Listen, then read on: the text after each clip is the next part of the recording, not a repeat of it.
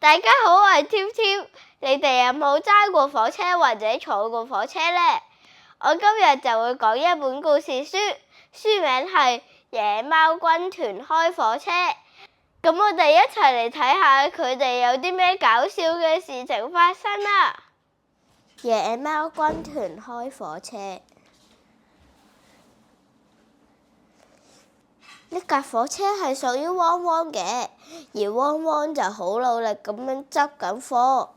大家睇下，佢就嚟執完啦。喺呢個時候，野貓軍團都正偷偷地咁樣望住汪汪執貨。希望野貓唔會再做啲咩壞事啦。野貓就諗啦，喵！火車好型啊！好想坐火車啊！汪汪好努力咁執緊貨，所以就完全冇留意到野貓軍團其實喺度偷望緊佢哋。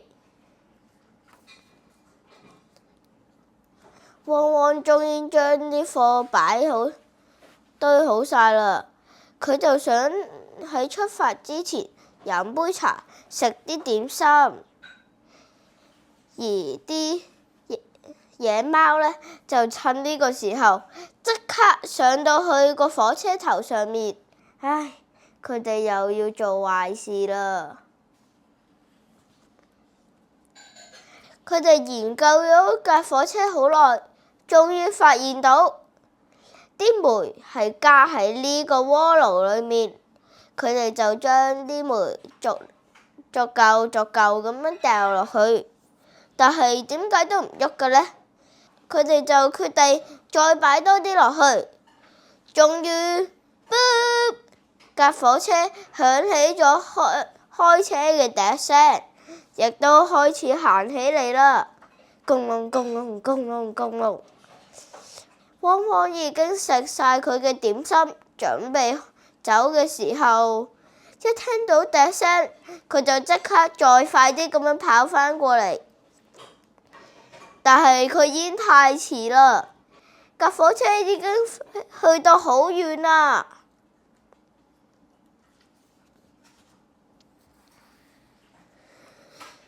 野貓軍團逐少咁擺啲炭落去。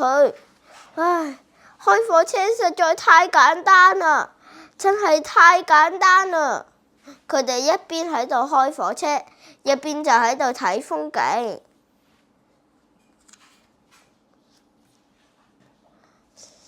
佢哋行下，突然間聽到汪汪把聲，仲有一隻小鳥嘅聲。嗰架火車快啲停落嚟啊！原來係汪汪隻小鳥喺度嗌緊啊！弊啦，汪汪追緊上嚟啦，要快啲擺多啲煤炭落去。轟隆轟隆，佢哋就好努力咁樣擺煤炭入去啦。佢哋擺咗好多煤炭落去，都已經得返好少，但係佢哋越開越快，就已經遠離咗汪汪佢哋好多啦。到咗而家冇問題啦，佢哋都覺得有啲攰，同埋有啲肚餓。於是佢哋就喺架火車上面揾下有冇啲咩嘢食啦。結果又俾佢哋咁好彩揾到有啲粟米喎。佢哋就將啲粟米擺咗入個鍋爐度。佢哋實在太肚餓啦，所以佢哋決定將全部嘅粟米擺落去。哇，都真係好多喎！鍋爐就慢慢咁發出 boom boom boom boom， 究竟係咩聲啊？火車頭控制嗰個位好似漸咁膨脹起嚟。哇 boom boom boom boom， 已經越嚟越大啦。野貓佢哋都唔知發生咩事，但係佢哋就知道一件事，就係呢個時候好危險啊！最後一聲嘣！咦，呢啲究竟係咩嚟嘅呢？原來係啲粟米變成晒爆谷啊！連個火車頭嗰條煙通本嚟噴煙都變咗噴爆谷。呢個時候火車停咗落嚟，仲啱啱去到海邊車站添。不過我覺得呢個車站應該要改名成為爆谷車站啦。因為呢度周圍都係爆谷啊！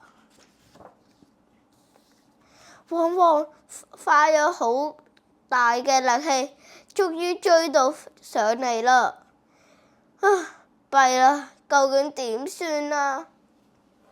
汪汪就即刻叫佢哋落車，就開始訓話佢哋：你哋將火車開走，造成咁樣嘅結果，你話啦，咁樣做得啱唔啱啊？唔啱啊，喵！咁你哋而家知道自己錯未？知道啦，喵！而家汪汪就要佢哋開始工作啦。你睇下，隻小鳥同埋隻小雞喺後面食緊爆谷啊！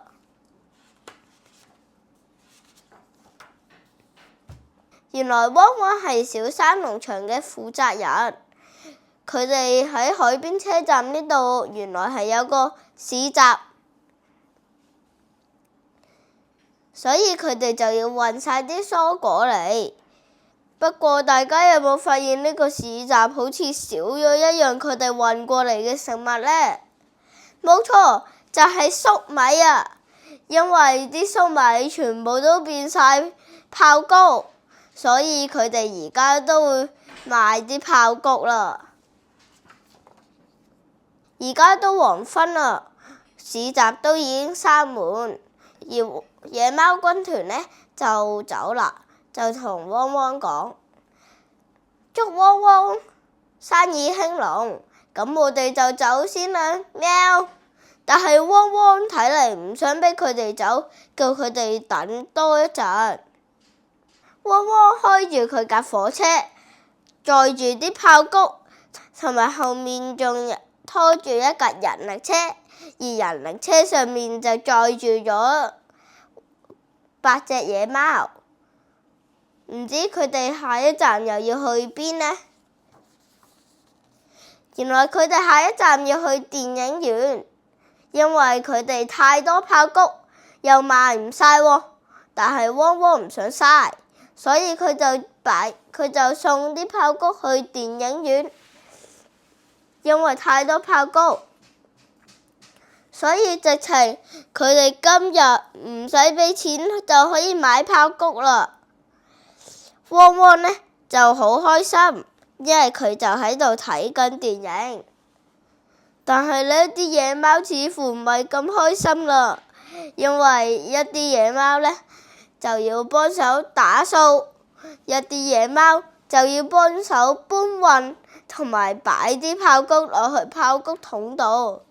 唉，不過邊個叫佢哋又做壞事啊？大家係咪都覺得好搞笑呢？咁我哋下條片再見，拜拜。